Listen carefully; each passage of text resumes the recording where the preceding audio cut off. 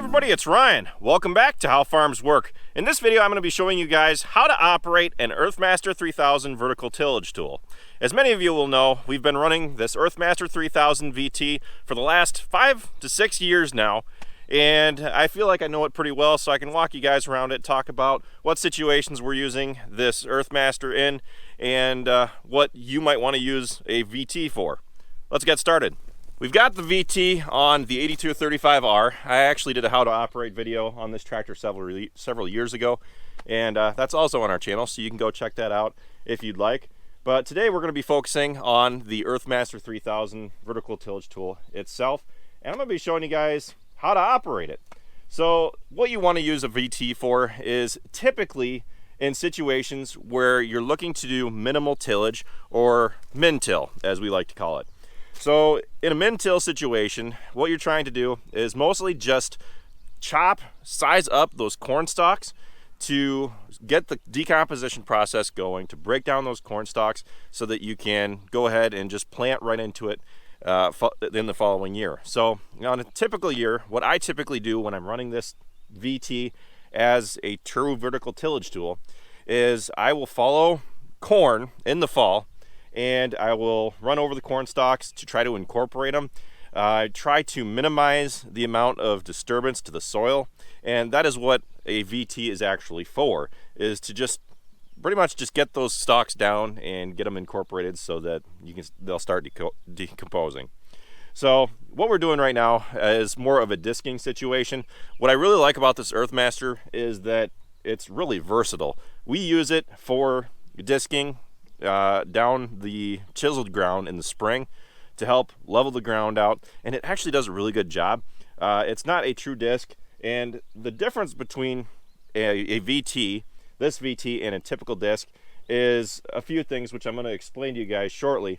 One of them being the disc angles. So if you look down at these discs, they are not as curved as a typical disc will be. However, it's not actually a true vertical tillage tool either. The early VTs that they found actually had their discs wear out relatively quickly. You're talking by the 6-year mark, depending on how many acres you're putting through one of these machines. With the straight discs, they've actually found that after a few years, they weren't seeing a good return on their investment. Farmers were finding out that, once those discs got wore down, that it wasn't doing as good of a job sizing up those corn stalks and incorporating it into the ground. When they're brand new, they work great, but after so long, for the price of these machines, or what a true vertical tillage tool cost would be, they weren't seeing the return. So what they started doing to make it still different from an actual disc is they kind of went with a hybrid design. So this Earthmaster 3000, people often call it an actual disc. Well, it's got a few things that set it apart, such as the discs, but also it has a single point depth control, which I'll go over and explain shortly when we talk about setting this machine up. It also has gauge wheels on the ends of the wings here, and what those are for is to prevent the wings from digging down into the ground. When you're trying to do vertical tillage, you're not really trying to disturb the soil that much.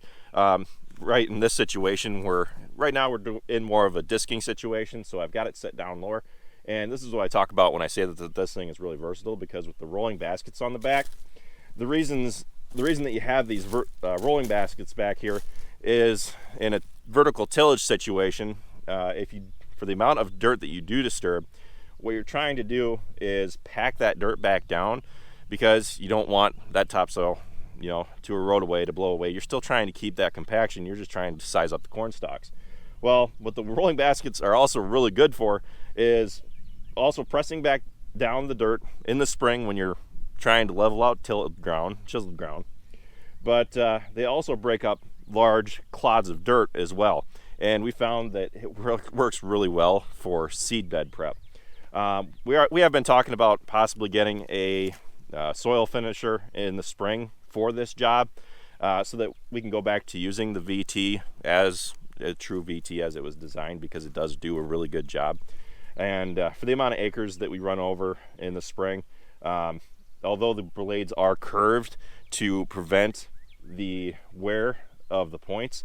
Over time, for the amount of acres that we're putting through, you will see, actually you do see that the front discs are more wore down than the back, but it's still doing a great job. So I don't see replacing any of the discs within the next few years. I feel like we're 6 years in of using this thing. We've run it over a lot of ground, so we're definitely getting our return out of this machine. Now my job today is to show you guys how to operate one of these machines if you ever find yourself in a situation where you need to run one. So I'm just going to go through and talk about how I set this up, what you're looking for. Like I said before, today we're in a disking situation, but I'm going to show you guys how you set it up for a vertical tillage situation.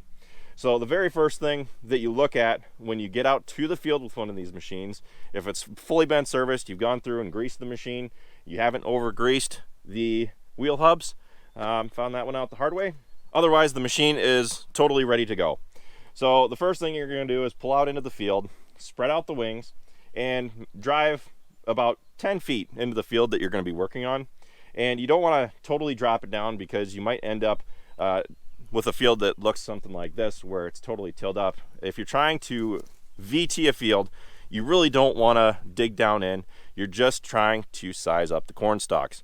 So that means with a vertical tillage tool such as this one, you're going to be trying to have the discs go no deeper than about 2 inches. Now if we look down at these discs, that means that you're going to want the dirt level right about here. Now if you look down at the ground, you can see that the dirt level is somewhere up in here. So we're running, and I'm going to say that's maybe 3 to 4 inches in a disking situation, whereas if we're just trying to VT, it'll be around that 2-inch mark. So if you find that you're running too deep, such as we would be right now, you're going to come up to the single point depth control, which is this handle here. So you can see which direction you rotate this handle. If you're trying to go shallower, you'll rotate it clockwise, which is this direction. And if you find yourself, we're running about 4 inches right now. If you want to bring the whole machine up 2 inches, you'd actually turn this handle clockwise 10 times, and that would get you back up to where you want to be. Now how this single point depth control works is there is a pin inside this housing here. So when I drop the VT down, this plate comes forward and trips that little pin, and that stops the VT dead in its tracks, so it maintains that level so that it doesn't dig any deeper. Now when I reverse the hydraulics and I go to pick it up, that pin will reset, and next time this plate comes down and hits that, it'll go back in and re-trigger that single point depth control and stop the VT at the same height every single time. That's extremely important in a vertical tillage situation, because when you're trying to VT, you don't never want to go too shallow or too deep, because you'll end up with a lot of inconsistencies. You could try to do it by controlling it from the cab. I have done it in the past, just trying to guesstimate about where it needs to be. But it's a lot easier, less strain on you by just by using the single point depth control. And that's one of the big things that differentiates this VT from a disc. A disc typically will not have that, because you're not trying to keep the disc from digging any more than a certain exact depth. Once you've adjusted that single point depth control, you hop in the tractor, drive another maybe 20 feet and see how you like it. The optimal speed that you're going to be running this machine is 5 to 7 miles an hour. So when you're setting the single point depth control, I recommend that you get the machine up to operating speed before you stop and get out and check the depth that it is running. So if you've done that and you found that you're running at that 2-inch mark and you're happy with it, the next thing that you're going to do is check the gauge wheels. So now that you've got the machine set, you can actually start getting some work done. As you're driving along out in the field, you're going to keep an eye on the wings. Out on the outer edge, what you might find sometimes in a vertical tillage situation is that the wings are digging in further than you really would like them to be, and that's what these gauge wheels are for. So you want to make sure that the outside isn't digging in. This is typically going to be on the uphill side. So we'll go around the other side, and it's again, it's kind of hard to see because we're in a disking situation. You don't have to be quite as particular, which is what the gauge wheels are for, is to make sure that you're being precise. But you'll come up here and you'll make sure that you aren't seeing any kind of digging along the edge of the machine, which even in this situation, this thing's running really level.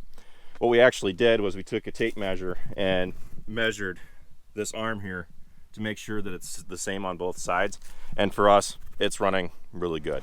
If you find yourself in a situation where you need to raise the gauge wheels or lower them, there's this turnbuckle here. All you got to do is just grab it and start turning.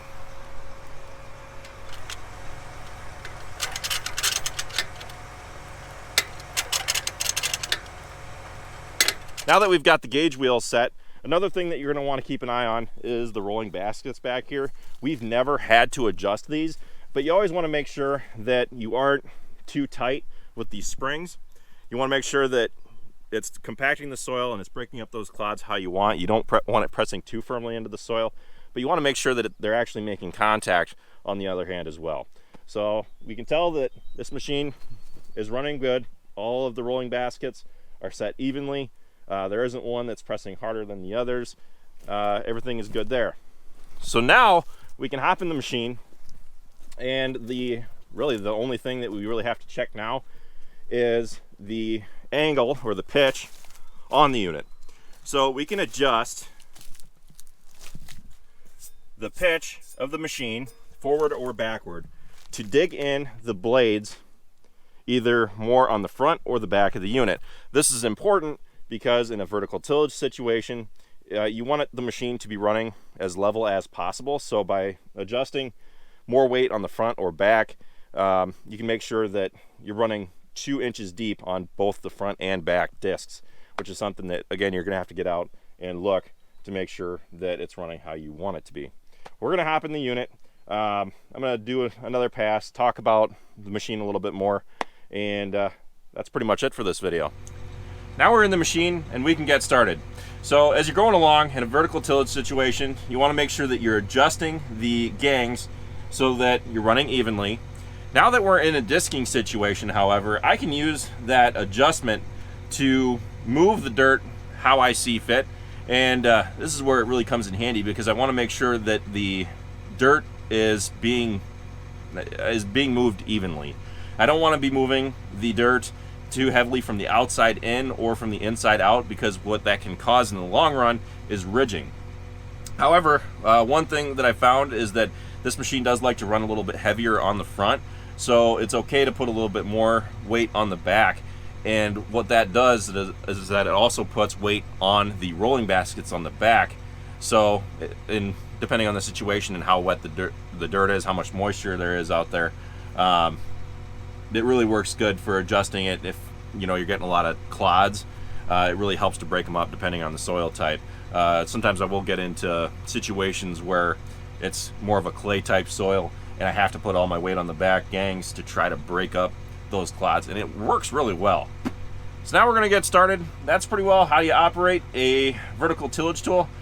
Some units do have adjustable gangs, and the reason you would want to do that is if you find yourself in situations where you want to run it more as, if you want to work up more dirt, or you want the option to run it as more of a true vertical tillage tool. Personally, I found that I do like the curvature of the blades as they are on this unit versus how I would like running an actual vertical tillage tool, because for the amount of dirt that it works up is pretty much negligible, and it does a really good job at sizing up those stalks. This machine has soil razor blades, so they aren't round disc blades. They actually have little notches cut into them, and that helps size up that material. As you're going along, you want to make sure that if you are running it over corn stalks, it is sizing up the material between 4 to 6 inches, and that's pretty well all there is to it. Now it depends on what kind of result you're looking for. You can run it a little bit deeper or a little bit shallower.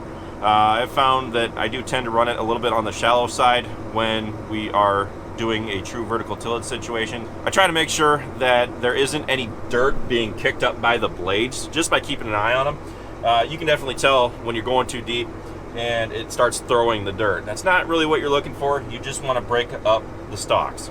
By maintaining a speed between 5 and 7 miles per hour, it ensures that the VT is working properly. It's making sure that you're not going too fast or too slow. The weight of the machine is digging just enough that it can break up the corn stalks and start the decomposition process. Let's go ahead and start running it.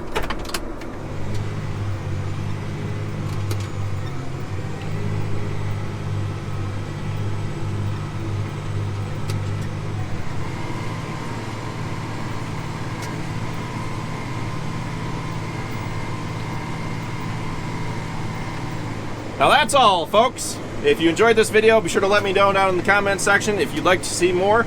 And if you have any other tips for other people who may be looking to start VTing on their own, or who are doing it for the first time, be sure to leave a note for them down in the comment section with any of your own tips as well.